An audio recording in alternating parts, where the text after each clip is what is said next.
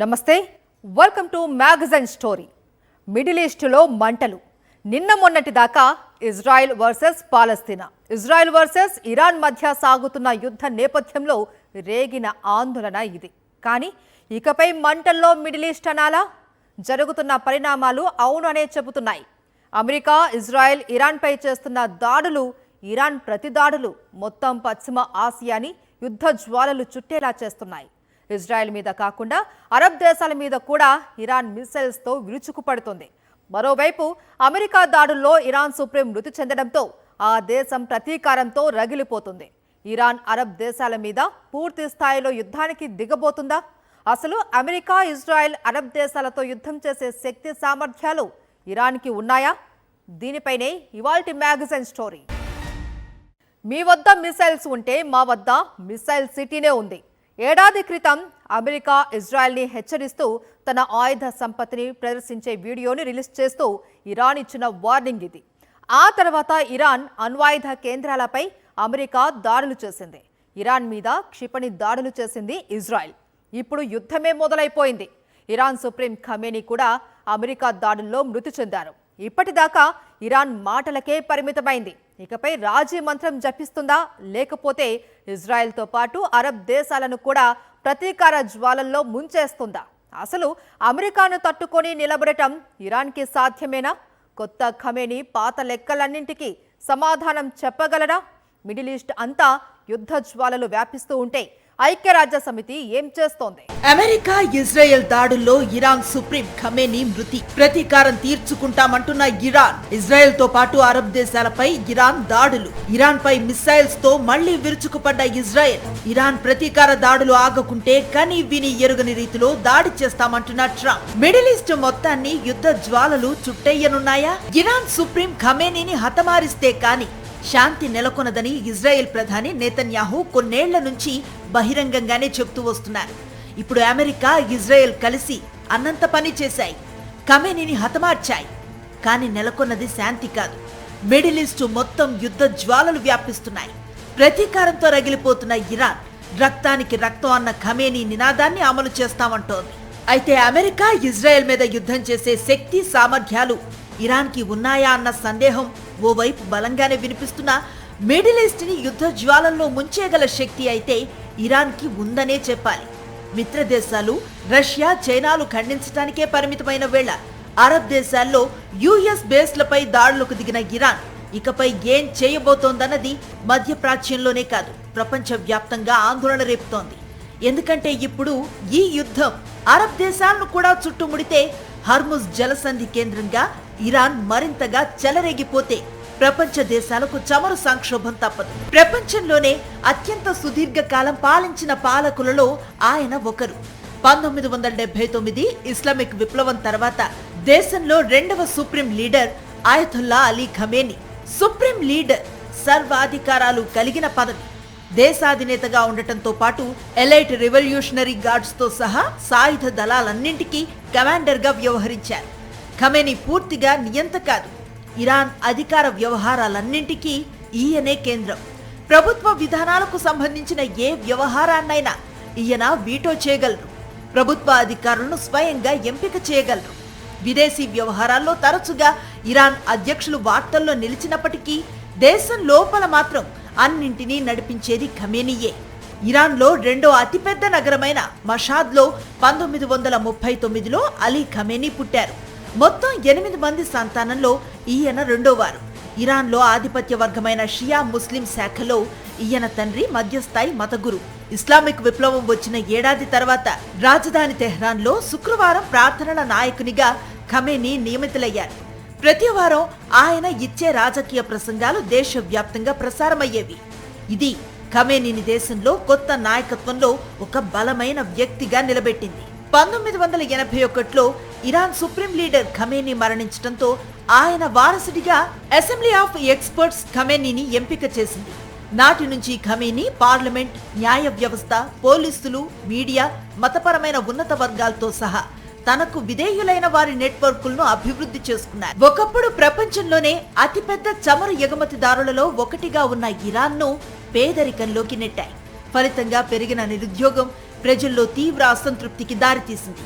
2025 జూన్లో ఇరాన్ అణు కార్యక్రమాలు కొనసాగిస్తోందని ఆరోపిస్తూ అగ్రశ్రేణి కమాండర్లను లక్ష్యంగా చేసుకుని ఇజ్రాయెల్ దాడులు చేసింది. ప్రతిగా ఇరాన్ కూడా ఇజ్రాయెల్ నగరాలపై క్షిపణి దాడులకు దిగటంతో రంగంలోకి దిగిన అమెరికా ఇరాన్లో 3 కీలక అణు కేంద్రాలపై దాడులు చేసింది. నాటి నుంచి ఏ క్షణమైనా యుద్ధం జరగచ్చన్న అభిప్రాయం ప్రపంచవ్యాప్తంగా బలపడుతూ వచ్చింది. 2026 జనవరిలో ఇరాన్ ఆర్థిక వ్యవస్థ కుప్పకూలిపోవటంతో ఖమేనీ పాలనకు వ్యతిరేకంగా నిరసనలు భగ్గుమనటంతో అటు ప్రభుత్వం కూడా అత్యంత క్రూరంగా ఆ నిరసనలను అణచివేసింది. వేలాది మంది నిరసనకారులు ప్రాణాలు కోల్పోయారు. 50,000 మందికి పైగా నిరసనకారులను నిర్బంధించారు. నాటి నుంచి ఆ ప్రాంతంలో అమెరికా సైనిక బలాన్ని పెంచాలని ట్రంప్ ఆదేశించారు. ఇరాన్ తన అణు కార్యక్రమంపై కొత్త ఒప్పందానికి అంగీకరించకపోతే దాడులు చేస్తామని ట్రంప్ హెచ్చరించారు. అయితే ఖమేనీ యురేనియం శుద్ధిని ఆపటానికి నిరాకరించారు. అదే సమయంలో అమెరికా యుద్ధం ప్రారంభిస్తే అది ఒకే దేశానికి పరిమితం కాకుండా మొత్తం ప్రాంతానికి వ్యాపించే యుద్ధంగా మారుతుందని తెలుసుకోవాలని ఖమేనీ హెచ్చరించారు. కొద్ది రోజుల క్రితం ఖమేనీ చేసిన ఈ హెచ్చరిక ఇప్పుడు ఖమేనీ మృతి తర్వాత మిడిల్ ఈస్ట్ అంతటా తీవ్ర ఆందోళన రేపుతోంది. మొత్తం ప్రాంతమంతా యుద్ధం వ్యాపిస్తోందని ఖమేనీ చేసిన హెచ్చరికని కాస్త విశ్లేషిస్తే ఇజ్రాయెల్తో పాటు అరబ్ దేశాలను కూడా ఇరాన్ టార్గెట్ చేస్తుందా అన్న సందేహాలు తమ బలాన్ని పెంచుకుంటున్నాయి.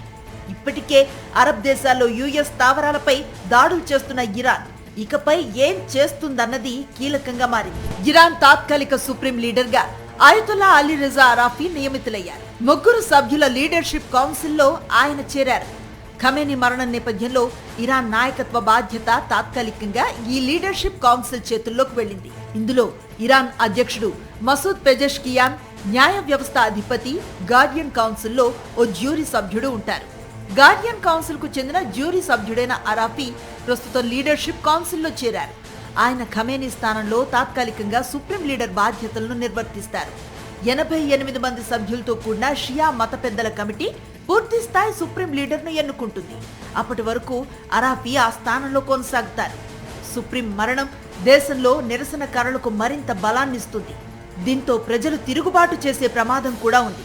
ఈ నేపథ్యంలో అత్యంత తీవ్రంగా ప్రతిదాడులు చేయటానికి అరాఫీ సిద్ధపడతారా అన్న అనుమానాలు బలపడుతున్నాయి. అదే సమయంలో మరణించడానికి కొద్ది రోజుల ముందు ఖమేనీ అమెరికాకి చేసిన హెచ్చరిక ఉండనే ఉంది. అమెరికా యుద్ధం ప్రారంభిస్తే అది ఒకే దేశానికి పరిమితం కాకుండా మొత్తం ప్రాంతానికి వ్యాపించే యుద్ధంగా మారుతుందని తెలుసుకోవాలన్నదే ఆ వార్నింగ్. దీంతో ఆ దిశగా ఇరాన్ ఏం చేస్తుందన్నది ఆందోళన పెంచుతోంది. మరోవైపు ఇరాన్ దగ్గర ఉన్న ఆయుధ సంపత్తి ఎంత అన్న ప్రశ్న ఓవైపు బలంగా వినిపిస్తోంది. అదే సమయంలో ఏడాది క్రితం అమెరికాని హెచ్చరిస్తూ తన మిసైల్ సిటీని ప్రదర్శిస్తూ ఇరాన్ రిలీజ్ చేసిన వీడియోను ప్రస్తావిస్తున్నారు పరిశీలకులు. ఏడాది క్రితం అణు ఒప్పందం చేసుకోవటానికి అమెరికా 2 నెలల గడువు నిర్దేశించిన వేళ ఇరాన్ తన కొత్త భూగర్భ క్షిపణి నగరానికి సంబంధించిన ఓ వీడియోను విడుదల చేసింది. క్షిపణి నగరాలు ఇరాన్కు కొత్త కాదు. మిసైల్ సిటీ పేరుతో అంతకన్నా ముందు కూడా కొన్నింటిని ఆవిష్కరించింది. 85 సెకండ్ల ఈ వీడియోలో కొత్త భూగర్భ నగరంలో అత్యాధునిక క్షిపణులను ప్రదర్శించింది. ఇరాన్కు చెందిన సాయుధ బలగాల అధిపతి Hosseini Bagheri, Islamic Revolutionary Guard Corps aerospace commander Amir Ali Hajizadeh ఓ వాహనంపై సొరంగ మార్గంలో ప్రయాణిస్తూ ఆయుధాలను వీక్షించిన దృశ్యాలున్నాయి. ఈ వీడియోలో ఖైబర్ షేఖాన్స్, గద్రహాస్, Sejjils, Haj Qasems, Paveh land attack క్షిపణులు ఉన్నాయి. ఈ వీడియోను ఇరాన్ పర్వత ప్రాంతాల్లో చిత్రీకరించారు. దీనిలో అత్యంత పొడవైన సొరంగాలు, గుహలు కనిపిస్తున్నాయి. ఇలాంటి మిసైల్ సిటీస్ తమ వద్ద చాలానే ఉన్నాయని గతంలోనూ ఇరాన్ చెప్తూ వచ్చింది. కాబట్టి ఇప్పుడు వీటిని ప్రయోగించడానికి ఇరాన్ సిద్ధపడుతుందా అన్న భయం అరబ్ దేశాలను వెంటాడుతోంది. మరోవైపు ఇరాన్ ప్రతీకార దాడులకు దిగే ఆలోచన చేస్తే కని విని ఎరుగని రీతిలో దాడులు తప్పవని ట్రంప్ స్వయంగా హెచ్చరిస్తున్నారు. ఈ పరిణామాలు మొత్తం మిడిల్ ఈస్ట్ ని యుద్ధ జ్వాలల్లో ముంచేస్తున్నాయా అన్నది ఇకపై జరిగే పరిణామాలే తేల్చాలి. ఇజ్రాయెల్తో ఏ దేశం విభేదించినా, ఇజ్రాయెల్తో ఏ దేశం కయ్యానికి కాలు దువ్వినా సహజంగానే ఆ దేశం అమెరికాతో పోరుకు సిద్ధం కావాల్సిందే. కానీ ఇరాన్ విషయంలో వేరు. అటు ఇజ్రాయెల్తోనూ ఆ దేశానికి తీవ్ర విభేదాలు ఉన్నాయి, ఇటు అమెరికాతోనూ తీవ్ర విభేదాలు ఉన్నాయి. అదే సమయంలో అరబ్ దేశాలతోనూ ఇరాన్కి తొలి నుంచి గ్యాప్ ఉంది. ఆ గ్యాప్ సంఘర్షణల రూపంలో, విభేదాల రూపంలో తన ఉనికిని చాటుకుంటూనే ఉంది. ఇప్పుడది యుద్ధ రూపం తీసుకుంటుందా అన్న ఆందోళన మిడిల్ ఈస్ట్ను వణికిస్తుంది. ఎందుకంటే మిడిల్ ఈస్ట్లోని ముస్లిం దేశాలలోని యుఎస్ స్థావరాలపై ఇరాన్ దాడులు చేస్తుంది. మరోవైపు ఇరాన్ ప్రతీకార దాడులకు దిగకపోవడమే ఉత్తమం. లేకుంటే కనీ విని ఎరుగని రీతిలో మిసైల్స్ దాడులు చేస్తాము అని ట్రంప్ హెచ్చరిస్తున్నారు. ఇకపై మిడిల్ ఈస్ట్ మొత్తం యుద్ధంతో మండిపోనుందా? ఇరాన్ అమెరికా మధ్య దూరం 11,500 కిలోమీటర్ల వరకు ఉంది. అంత దూరం అటాక్ చేసే క్షిపణులు ఇరాన్ వద్ద లేవు. కాబట్టి ఇరాన్ అమెరికాని ఏం చేయలేదు. అదే అమెరికా అయితే అటు ఇజ్రాయెల్ నుంచి మొదలు పెడితే అరబ్ దేశాల దాకా ప్రతి దేశంలోనూ వార్ బేస్లున్నాయి. ఇరాన్కి కూతవేటు దూరం నుంచి కూడా అమెరికా ఆ దేశంపై దాడి చేయగలదు. ఈ నేపథ్యంలోనే ఖమేనీ తాను మరణించడానికి కొద్ది రోజుల ముందు చేసిన హెచ్చరిక అమెరికా యుద్ధం ప్రారంభిస్తే అది ఒకే దేశానికి పరిమితం కాకుండా మొత్తం ప్రాంతానికి వ్యాపించే యుద్ధంగా మారుతుందన్నది కీలకంగా మారింది. ఇప్పటికే అరబ్ దేశాలకు ఇరాన్కి రగులుకోవాల్సిన మంట దశాబ్దాలుగా రగులుతూనే ఉంది.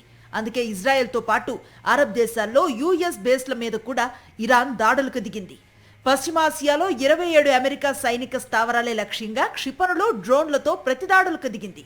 దీంతో పలు దేశాల్లో భారీగా పేలుళ్లు జరిగాయి. ఇరాన్కు చెందిన ఐఆర్జీసీ దళాలు నిన్నటి నుంచి 6వసారి పశ్చిమాసియాలో అమెరికా స్థావరాలపై దాడులు నిర్వహించాయి. మొత్తం 27 బేస్లను లక్ష్యంగా చేసుకున్నట్లుగా ఐఆర్జీసీ వెల్లడించింది. వీటిలో ఇజ్రాయెల్లోని టెల్నోప్ ఎయిర్ బేస్, ఇజ్రాయెల్ ఆర్మీ ప్రధాన కార్యాలయం, హకిర్యా కూడా ఉన్నాయి. దీంతో పాటు ఇజ్రాయెల్లోని రక్షణ రంగ ఫ్యాక్టరీలను కూడా ఇరాన్ టార్గెట్ చేసుకుంది. ఖతార్ గగనతలం ఆదివారం 7:30 పేలుళ్లతో దద్దరిల్లింది. దాని రాజధాని దోహాలో మొత్తం 11 పేలుళ్లు జరిగాయి.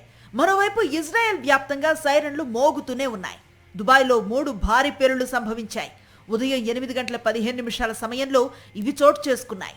ఇరాన్ ప్రయోగించిన ఆయుధాలను ఎయిర్ డిఫెన్స్ వ్యవస్థలు గగనతలంలోనే పేల్చేసినట్లుగా తెలుస్తోంది. శకలాలు కోరటంతో దుబాయ్లో అత్యంత రద్దీగా ఉండే జబిల్ అలీ పోర్ట్లో భారీగా మంటలు చెలరేగాయి. మరోవైపు అమెరికా నౌకలకు మందుగుండు సరఫరా చేసే ఎంఎస్పీ షిప్లపై 4 డ్రోన్లతో దాడి చేసినట్లుగా ఇరాన్ ప్రకటించింది. దీనిని ఆపరేషన్ ట్రూ ప్రామిస్ లో భాగంగా చేపట్టినట్లుగా వెల్లడించింది. ఇకపై అరబ్ దేశాల్లో యుఎస్ వార్ బేస్లపై కాకుండా ప్రత్యేకంగా అరబ్ దేశాలపైనే ఇరాన్ దాడులకు దిగుతుందా అన్న అనుమానాలు కూడా తమ పరిధిని వేగంగా పెంచుకుంటున్నాయి. ముస్లిం దేశాల మధ్య పరస్పర సంఘర్షణలు ఉన్నాయి, విభేదాలు ఉన్నాయి. సౌదీ అరేబియా, ఇరాన్ల మధ్య శత్రుత్వం ఇంకా ముగిసిపోలేదు. షియా మెజారిటీ ముస్లిం దేశం అజర్బైజాన్ అయినా మరో షియా మెజారిటీ దేశం ఇరాన్తో దానికి విరోధం ఉంది. అలాగే అజర్బైజాన్ ఇజ్రాయెల్కు సన్నిహిత దేశం. ఇరాక్ పై అమెరికా దాడి చేసినప్పుడు కానీ, సదాం హుస్సేన్ ఉరి తీసినప్పుడు అమెరికాను ఇరాన్ వ్యతిరేకించలేదు, ఇరాక్కి మద్దతు ప్రకటించలేదు. ఇరాన్లో ఇస్లామిక్ విప్లవం కొనసాగుతున్న సమయంలోనే ఇజ్రాయెల్ను ఒక దేశంగా గుర్తించడంతో పాటు దానితో దౌత్య సంబంధాలు ఏర్పాటు చేసుకోవాలని ఈజిప్ట్ నిర్ణయించింది. 1994లోనే జోర్డాన్ కూడా ఇజ్రాయెల్ను గుర్తించింది. 2020లో యుఏఈ, బహ్రాయిన్, మొరాకో, సూడాన్ కూడా ఇజ్రాయెల్తో దౌత్య సంబంధాలను ఏర్పరచుకున్నాయి. ఇజ్రాయెల్ను గుర్తించిన తొలి ముస్లిం మెజారిటీ దేశం తుర్కీయే. ఇలా ఇస్లామిక్ కంట్రీస్ మధ్య ఇన్ని సంఘర్షణలు ఉన్నాయి. క్రమంగా ఇజ్రాయెల్తోనూ సంబంధాలు ఏర్పరచుకుంటూ వచ్చాయి. ఇవన్నీ మరిచిపోయి ఇజ్రాయెల్కి వ్యతిరేకంగా ఏకమయ్యే పరిస్థితి లేదని, ఇరాన్కి అండగా నిలిచే వాతావరణం లేదని పరిశీలకులు విశ్లేషిస్తున్నారు. నిజానికి గల్ఫ్లో ముస్లిం దేశాలు అమెరికాకు వ్యూహాత్మక భాగస్వాములు. వాళ్ళు అమెరికాను విశ్వసిస్తారు, కానీ ఇరాన్ను కాదు. అయితే కొద్ది నెలల క్రితం ఇరాన్పై ఇజ్రాయెల్ దాడుల్ని ఖతర్, సౌదీ అరేబియా, ఒమన్ సహా అనేక పశ్చిమాసియా దేశాలు ఖండించాయి. ఇజ్రాయెల్ చర్యలు అంతర్జాతీయ శాంతి భద్రతలకు తీవ్రమైన విఘాతం అని నాడు ఖతర్ హెచ్చరించింది. ఈ దాడులు అంతర్జాతీయ చట్టాల ఉల్లంఘనలకు నిదర్శనమని సౌదీ అరేబియా ప్రకటించింది. అయితే ఇప్పుడు ఆ పరిస్థితి కూడా లేదనే చెప్పాలి.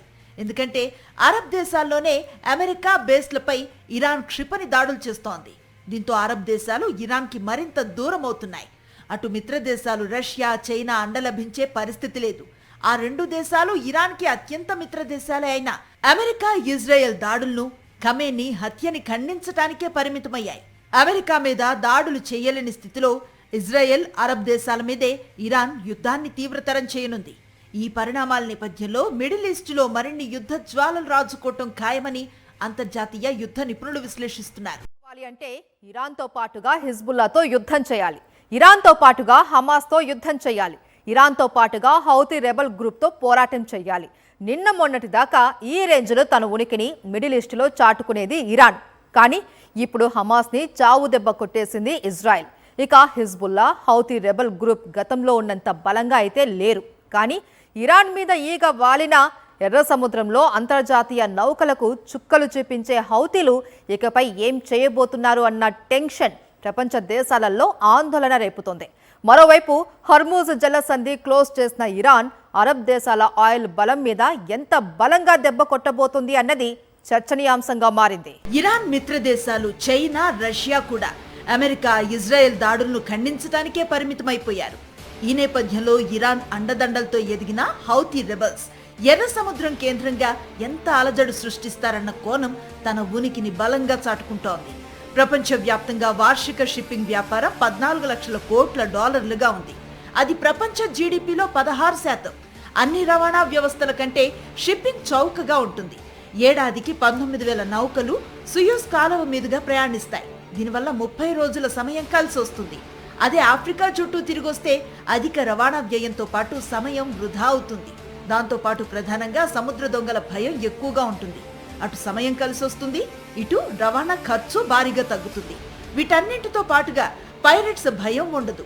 ఈ కారణాల వల్లే సుయోజ్ కాలువకు అంతర్జాతీయంగా అంత డిమాండ్. సముద్ర దొంగలతో పోలిస్తే ఆయుధ సంపత్తి విషయంలో హౌతీ చాలా బలంగా ఉంది. ఇజ్రాయెల్ గాజా మీద దాడులు చేయటాన్ని వ్యతిరేకిస్తూ పాలస్తీనాకి మద్దతుగా ఎర్ర సముద్రంలో వాణిజ్య నౌకలపై హౌతీలు గతంలో దాడులు చేశారు. అమెరికా కూడా హౌతీలపై దాడులు చేయటానికి రంగంలోకి దిగాల్సి వచ్చింది. అలాంటిది ఇప్పుడు ఇరాన్ మీద ఇజ్రాయెల్, అమెరికా విరుచుకుపడితే హౌతీలు మౌనంగా ఉండరని నిపుణులు విశ్లేషిస్తున్నారు. హమాస్, హిజ్బుల్లా, హౌతీల మీద దృష్టి పెట్టిన అమెరికా ఈ గ్రూప్స్ ని తీవ్రంగానే అణిచివేసింది. అయితే హౌతీలు బలహీనపడ్డా ఎంతో కొంత బలంగానే ఉన్నారని, ఎర్ర సముద్రం కేంద్రంగా వాళ్ళు రవాణా నౌకలను టార్గెట్ చేస్తే ప్రపంచ వ్యాప్తంగా ఆయిల్ తో పాటు అనేక వస్తువుల ధరలు తీవ్రంగా పెరగటంతో పాటు అనేక నిత్యావసర వస్తువుల కొరత మొదలవుతుందని పరిశీలకులు విశ్లేషిస్తున్నారు. మరోవైపు ఇరాన్ హర్ముజ్ జలసంధి మూసివేసింది. ఈ జలసంధి నుంచి సౌదీ అరేబియా ప్రతిరోజు సుమారు 60 లక్షల బ్యారెళ్ల క్రూడ్ ఆయిల్ ను సరఫరా చేస్తుంది. అలానే 2024లో హర్ముజ్ జలసంధి గుండా 84% ముడి చమురు, కండెన్సేట్, 83% ద్రవరూప సహజ వాయువు ఆసియా మార్కెట్లకు సరఫరా అయ్యింది.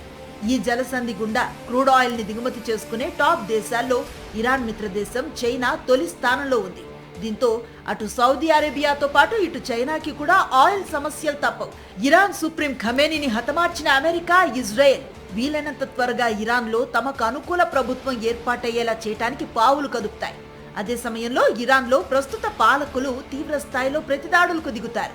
ఈ రెండు పరిణామాల మధ్య మిడిల్ ఈస్ట్లో ఎంతగా యుద్ధ జ్వాలలు భగ్గుమంటాయన్నదే ఇప్పుడు అందరిలో ఆందోళన రేపుతున్న అంశం. ఇది వాల్టి మ్యాగజైన్ స్టోరీ. మరో ఇంట్రెస్టింగ్ టాపిక్ తో మళ్ళీ కలుద్దాం. అంతవరకు స్టే ట్యూన్ టు సాక్షి.